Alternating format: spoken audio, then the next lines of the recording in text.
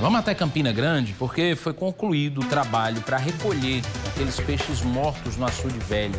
Um dos cartões postais da cidade, né? Zenaide Ferreira está por lá de novo, mostrou para a gente mais cedo que a grande maioria dos peixes foram retirados da água, ficou um ou outro por ali, né, Zenaide? A gente já dá para ver uma coloração melhor na água, uma situação respirável, pelo menos. Boa tarde para você.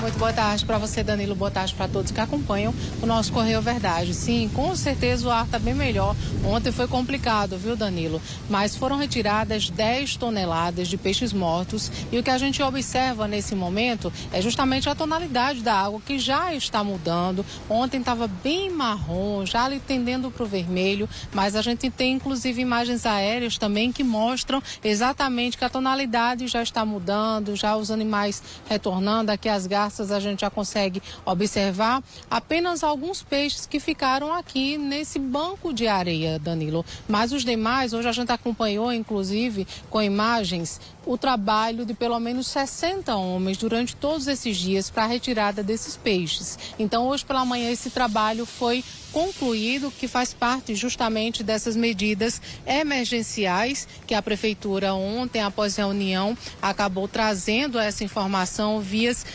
secretários, tanto da SESUMA quanto também secretário de Obras aqui de Campina, que falou justamente sobre essas medidas a curto e a longo prazo. Após essa reunião, nós trouxemos aqui, inclusive, essa fala, dizendo que vai acontecer, né, sobre essas questões emergenciais, que justamente tem essas duas pontuações, que seria essa retirada dos peixes e a oxigenação da água. Ainda há pouco, quando chegamos aqui, tinha inclusive um carro-pipa derramando água aqui. É o terceiro já de hoje, pelo menos nesse lado, pelo menos até o final do dia, cerca de 12 carros vão estar fazendo esse derramamento de água para justamente tentar elevar o nível de água aqui do manancial.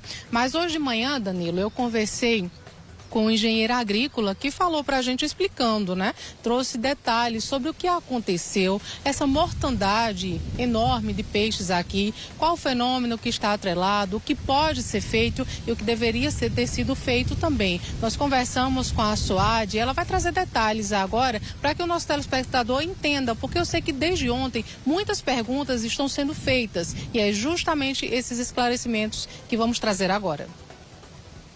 É uma ventania muito grande, eu senti isso aqui, temperatura alta.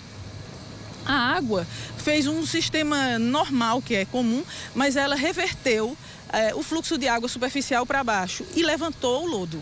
É a hipótese dele e eu achei bem interessante e coerente. O lodo, ao ser desprendido do fundo, ele vem com gases que tem um acúmulo maior de toxicidade, digamos assim, de metano e gás sulfídrico. São gases que são letais. Imagine isso dentro da massa de água sendo desprendido. É possível que essa intensidade de peixe morto tenha sido em decorrência dessa toxicidade. Eu não tenho essa certeza porque isso precisa de análise química e inclusive laudos depois dos peixes que morreram.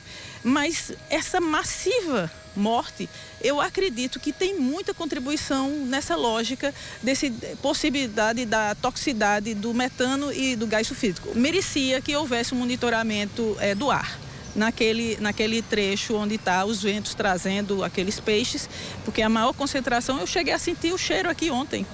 O calor estava muito elevado, os peixes entram em decomposição e aumenta essa carga do mau cheiro. Então, eu faria um apelo, quem tiver os aparelhos de metano e de gás sulfídrico, que pudesse fazer umas leituras no passeio do açude para ver em que nível se encontra, porque isso é de toxicidade. E por mais que a água seja a toxicidade maior, né, no nível dos peixes, a gente não pode confiar no que possa estar sendo expelido na superfície. Exato, Danilo. Explicação, portanto, para os telespectadores que ontem mandavam várias perguntas, o que realmente estava acontecendo aqui no Manancial, que é um dos principais cartões postais da nossa cidade, que infelizmente passou por uma situação muito complicada, vários peixes mortos, a imagem chega a ser impactante. Nós mostramos ontem, durante todo o dia, nos nossos telejornais, o odor estava insuportável. Hoje a gente consegue respirar com mais leveza, ainda não é aquele ar puro que a gente deseja, principalmente para quem faz caminhada aqui nesse local, para quem pratica o exercício físico, porque tem muita gente que tem essa prática diariamente aqui. Todos os horários que a gente passa, tem gente caminhando, tem gente fazendo exercício físico, e ontem realmente era quase impossível permanecer.